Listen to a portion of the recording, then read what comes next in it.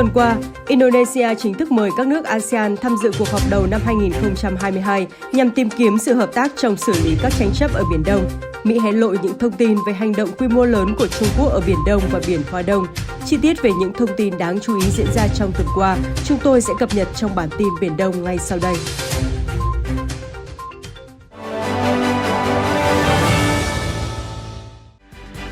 Truyền thông Indonesia đưa tin hôm 29 tháng 12 năm 2021, người đứng đầu Cơ quan An ninh Hàng hải Indonesia, Phó Đô đốc Al-Khair tuyên bố rằng ông đã mời những người đồng cấp từ Brunei, Malaysia, Philippines, Singapore và Việt Nam tham dự một cuộc họp vào tháng 2 năm 2022 để chia sẻ kinh nghiệm và thúc đẩy hữu nghị giữa các quốc gia đang đối mặt với các thách thức tương tự từ Trung Quốc. Ông An nhấn mạnh rằng điều quan trọng là phải đưa cách tiếp cận phối hợp và cách ứng phó trên thực địa khi các nước phải giải quyết các vấn đề trên Biển Đông. Lời kêu gọi của người đứng đầu Cơ quan An ninh Hàng hải Indonesia được đưa ra trong bối cảnh căng thẳng giữa Indonesia và Trung Quốc ở khu vực ngoài khơi quần đảo Natuna đang ngày càng leo thang. Các nhà phân tích cho rằng tuyên bố này có thể báo hiệu một sự công nhận rõ ràng về mức độ nghiêm trọng của thách thức mà Trung Quốc đặt ra trong vùng đặc quyền kinh tế của Indonesia. Ông Thomas Daniel, một thành viên cấp cao tại Viện Chiến lược và Nghiên cứu Quốc tế ISIS, đánh giá hành động này của Indonesia là táo bạo và rất đáng quan tâm.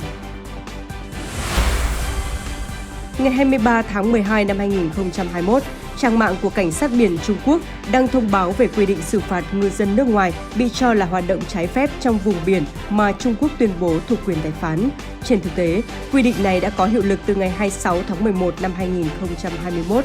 Các chuyên gia lo ngại động thái này của Trung Quốc có thể làm phức tạp tình hình tại những vùng biển có tranh chấp ở Biển Đông. Ngày 29 tháng 12 năm 2021, trang mạng ANI cho biết Cơ quan Nghiên cứu Quốc hội Mỹ mới đây đã công bố báo cáo tiết lộ thông tin về hành động quy mô lớn của Trung Quốc nhằm kiểm soát Biển Đông và Biển Hoa Đông. Báo cáo chỉ ra rằng chiến lược của Bắc Kinh liên quan đến chủ nghĩa gia tăng, thôn tính hoặc xâm lược từng bước một, nhằm từng bước giành quyền kiểm soát các khu vực tranh chấp ở Biển Đông. Các nhà quan sát đã gọi cách tiếp cận này của Trung Quốc là chiến lược hoạt động vùng xám, nghĩa là các hoạt động nằm trong vùng xám giữa thời bình và chiến tranh. Bên cạnh đó, báo cáo cũng nhấn mạnh các hoạt động liên quan khác của Bắc Kinh như luật hàng hải sửa đổi mới của Trung Quốc, nhấn mạnh luật này có thể dẫn đến gia tăng căng thẳng ở Biển Đông nếu Trung Quốc có hành động để thực thi các điều khoản của luật này. Ngày 30 tháng 12 năm 2021, người phát ngôn Bộ Quốc phòng Trung Quốc Đàm Khắc Phi đã nói với giới truyền thông rằng các cuộc tập trận và do thám kéo dài chuyên sâu của các tàu và máy bay quân sự cùng các hành động khiêu khích thường xuyên của Mỹ là nguồn gốc của những rủi ro an ninh hàng hải và trên không của Trung Quốc và Mỹ, và cho rằng Mỹ cần dừng các hoạt động quân sự gần các vùng biển của Trung Quốc ở Biển Đông. Trên thực địa, theo CCTV thông báo ngày 29 tháng 12 năm 2021, gần đây Trung Quốc đã tổ chức các cuộc tập trận lần đầu tiên cho nhóm tàu chiến đổ bộ loại 075 ở Biển Đông. Các cuộc tập trận được diễn ra với nhiều nhiệm vụ huấn luyện, bao gồm hoạt động phối hợp của trực thăng tấn công trên tàu, tàu đổ bộ đệm khí và xe bọc thép lội nước. Cuộc tập trận tập trung vào việc tối ưu hóa phương thức triển khai của Hải Nam, cải thiện quy trình chỉ huy và tăng cường khả năng tương tác.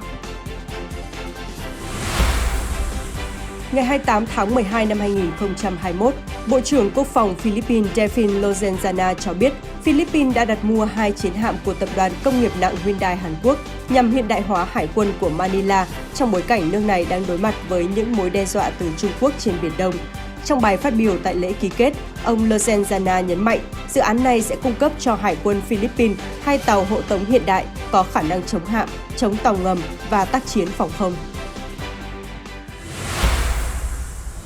Trong nước tuần qua, liên quan đến vấn đề Biển Đông, nhận lời mời của Bộ trưởng Ngoại giao Bùi Thanh Sơn, Bộ trưởng Ngoại giao Lào Salemsay Komasi thăm chính thức Việt Nam. Trong cuộc tham vấn ngày 28 tháng 12 năm 2021, trao đổi về vấn đề Biển Đông, hai bên đề cao tuân thủ luật pháp quốc tế, nhấn mạnh vai trò trung tâm của ASEAN trong các cấu trúc khu vực, nhất trí tiếp tục phối hợp chặt chẽ tại các diễn đàn khu vực và quốc tế, trong đó có việc duy trì lập trường chung của ASEAN trong các vấn đề Biển Đông.